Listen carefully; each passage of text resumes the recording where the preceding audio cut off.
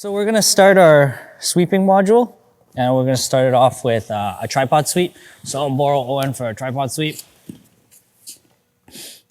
So this is the tripod sweep.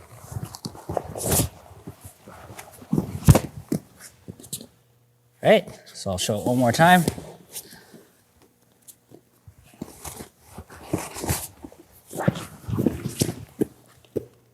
Right, so the tripod sweep is a very basic example of how sweeping works in general. We talked about like center of gravity. So for most of us, center of gravity is like right in your kind of pelvis area.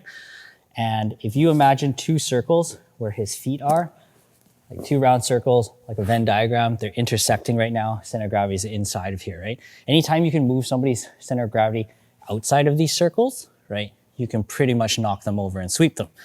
And you guys will also notice, like, by sweeping, we mean you have to knock them down and I have to come up, because then I can start passing the guard, right? So there's a very fine distinction between just knocking people on their ass and then they get right back up.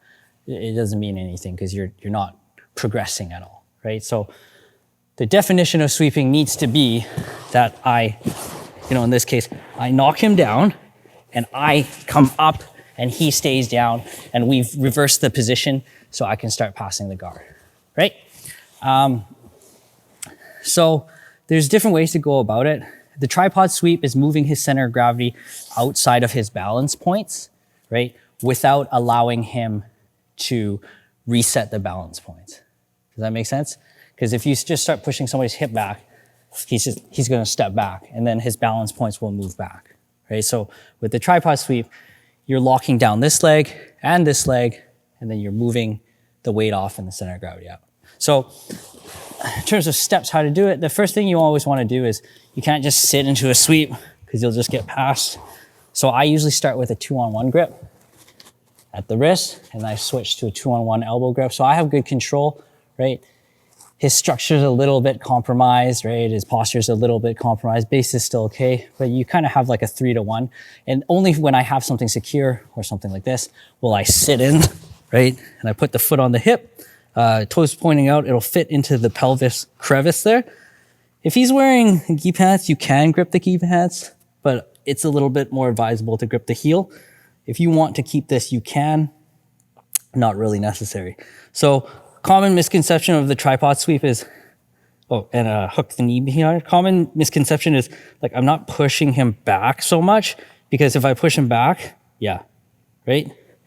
What it is actually, you want to push him kind of up so you can lighten the leg here. And it's more about the pull. So again, if I just kick him back like this, he can deal with it pretty good, right? But if I push him up and lift, he can't, right? So the second thing is, once you're here to get up, it's just to do a get up or a technical stand. If I just control one leg, we can both kind of rush, and he might be able to, if I lose that. So what you actually want to do is, once you have this controlled and lift up, take your other hand and clamp on here. So I have control of both levers to his hip. So if Owen tries to get up, Owen's got a pretty decent get up, maybe, but it's probably not happening, right? Because I have both control. Likewise, if he grabs my leg or something, I also can't get in. So I need to make sure that he doesn't have me, I have both. And again, it's just gonna withdraw. And this is just a get up, right? It's technical stand. And then just gonna come right up, and you can start passing the guard. Does that make sense? So just small details, right?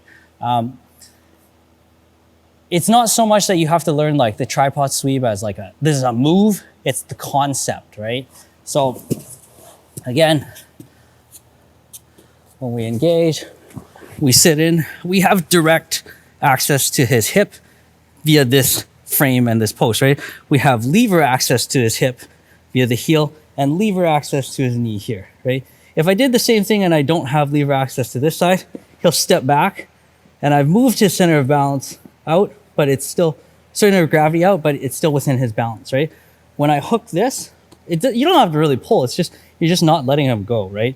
And by taking this foot and lifting it, he doesn't have a point of balance here. So again, sometimes people will step, if you just push back, it doesn't really go, although the foot is light. If this happens, like, all you really need to do is, the weight is off this foot, keep rowing, and he'll come off, right? And then step, and come out.